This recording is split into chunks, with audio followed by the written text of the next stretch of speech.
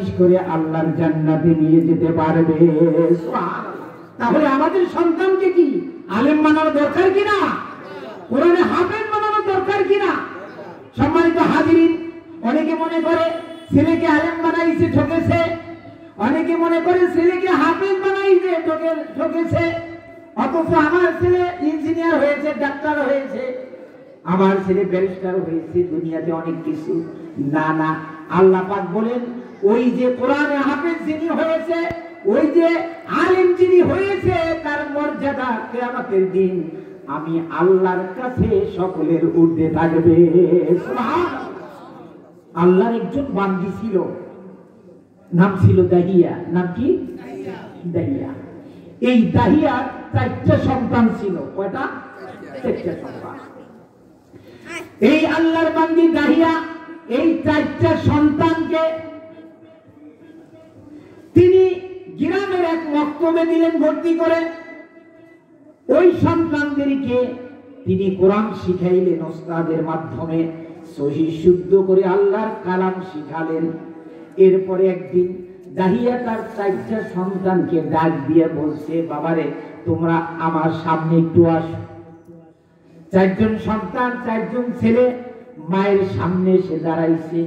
এবার দাহিয়া বলতেছে, বাবা আমি তোমাদেরকে ডেকেছি এই জন্য, জানি না কোন সময় আল্লাহ পাকের পক্ষ থেকে ডাক এসে যায় জানা নাই। বাবা তোমাদেরকে ডাকছি এই জন্য, আমি তোমাদেরকে একটা ওসিয়াত করছি, তোমাদেরকে একটা ওসিয়াত করছি অন্তিম বাণী। সেটা হলো আমি যখন দুনিয়া থেকে চলে যাব, আমি তোমাদেরকে আল্লাহর কালাম শিখাইছি, তোমরা আল্লাহর কালামকে সহি শুদ্ধ করে পড়তে পারো, তোমাদেরকে দ্বীনি ইলম শেখানো হয়েছে। তবে আমার ওসিয়াতটা হলো আমি দুনিয়া থেকে যখন চলে যাব, তখন তোমরা যখন যে সময় পাও, সময় পেলেই আল্লাহর কোরআন পড়ে পড়ে আমার আল্লাহর কাছে তোমরা হাত তুলে দোয়া করবে, আর কোরআনের এই বকশিসটা তোমার মায়ের জন্য পাঠাইয়া দিবে। দাহিয়ার ছেলেরা বলছে, মা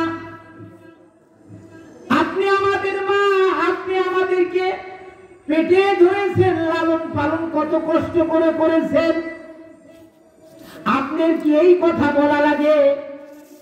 আপনি তো আমাদের মা। বলছে, না বাবা, মন চাইছে তাই বললাম, তবে আমার ওসিয়াতটা হলো আমি দুনিয়া থেকে যখন চলে যাব, আর এরপরে যখনই তোমরা সময় পাবে, সময় পেলেই তোমরা আল্লাহর কোরআন পড়ে পড়ে আল্লাহর কাছে দোয়া করে এই কোরআনের বকশিসটা আমার জন্য পাঠাইয়া দিবে।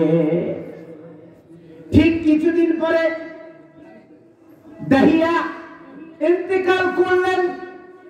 মায়ের ওসিয়াত অনুযায়ী তার এই 4 ছেলে মাকে এলাকার মধ্যে একটি কবরস্থানে তাকে দাফন করলেন। দাফন করার পর দাহিয়ার বড় ছেলে তিনি মায়ের ওসিয়াত অনুযায়ী তিনি কি করেন? কোরআন পড়েন, নামাজ পড়েন, এরপরে দোয়া করেন। একদিন দাহিয়ার বড় ছেলে গভীর রাতে উঠে কোরআন পড়ে, এরপরে তাহাজ্জুদের নামাজ পড়ে, এরপরে হাত তুলে আল্লাহর কাছে দোয়া করতেছে, রব্বুল আলামিন, আল্লাহ তোমার কোরআন পড়লাম, নামাজ পড়ে দুটি হাত উঠাইলাম, আল্লাহ এই কোরআনের তেলাওয়াত যদি তোমার কাছে ভালো লাগে, তোমার কাছে যদি এটা ভালো লাগে, আল্লাহ তুমি যদি খুশি হও, তাহলে সন্তুষ্ট হয়ে এর সওয়াবগুলি আমার মায়ের রূহের উপরে পৌঁছাইয়া দাও।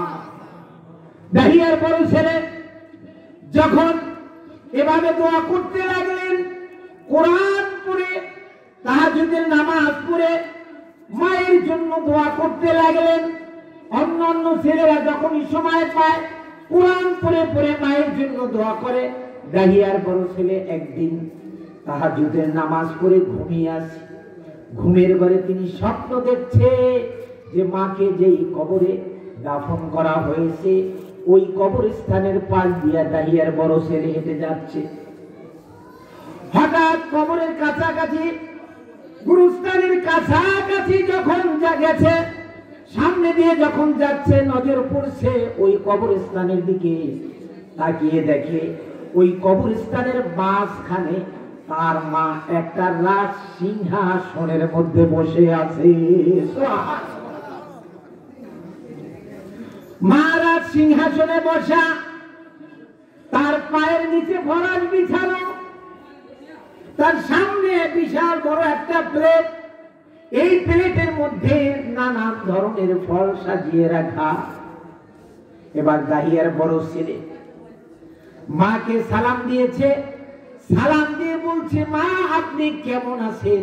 এবার মা জবাব দিচ্ছে, বাবারে তোমরা আল্লাহর কাছে আমার জন্য কোরআন পড়ে পড়ে দোয়া করছো, আর আমার আল্লাহ পাক তোমাদের এই ইবাদতে খুশি হয়ে আল্লাহ পাক আমাকে খুব শান্তিতে রেখেছে। এই যে দেখো সিংহাসনে বসা আমি, আমার পায়ের নিচে ফরাশ বিছানো, আমার সামনে বিভিন্ন ধরনের খাবার আল্লাহ পাক দিয়েছে। আর ডাক দিয়া বলে, দাহিয়া তুমি আমার কাছে আর কি চাও? দাহিয়া বলছে, আল্লাহ তুমি আমাকে অনেক কিছু দিয়েছো, আমি আর তোমার কাছে কিছু চাই না, তবে একটা জিনিস চাই, সেটা হলো আল্লাহ পরকালে যেন তোমার সাথে আমার দিদার নসিব হয়ে যায়। দাহিয়ার বড় ছেলে তাকিয়ে দেখে তার মায়ের চতুর্পাশে কিছু লোক, তাদের চেহারাগুলি মলিন, তাদের চেহারার মধ্যে আঘাতের ছাপ, চেহারাটা মলিন, তারা যেন কি কুড়াইতেছে।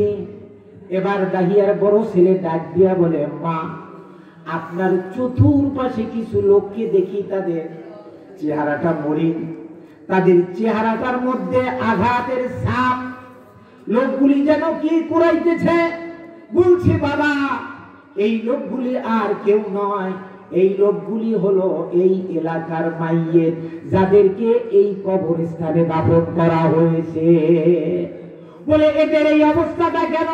বলে, বাবা দুনিয়াতে এরা অনেক ধন সম্পত্তির মালিক ছিল, টাকা পয়সার মালিক ছিল, বিত্তময় ভাবের মালিক ছিল, আত্মীয় স্বজনের অভাব ছিল না, কিন্তু বাবা এমন কোন কাজ দুনিয়াতে করে আসে নাই যে মৃত্যুর পরে সদকায়ে জারিয়া হিসাবে তারা এই কবরে কিছু পাবে।